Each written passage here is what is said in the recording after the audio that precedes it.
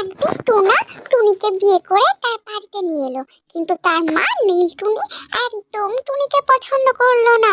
সে টুনাকে বলে দিল, শোন, তোর বউ যদি আমার সমস্ত কথা শুনে চলে তাহলেই সে আমার বাড়িতে থাকতে পারবে, না হলে সে একদমই আমাদের বাড়িতে থাকতে পারবে না।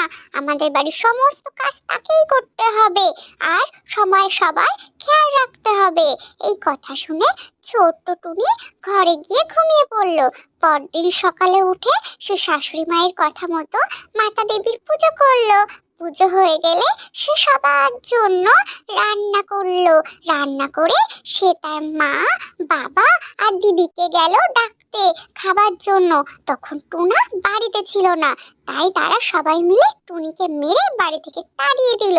তখন তিন রাক্ষসী তাকে খেতে আসলো, কিন্তু সে একদমই ভয় পেল না। সে বলল, তোমরা আমাকে খেয়েই ফেলো, আমি আর এই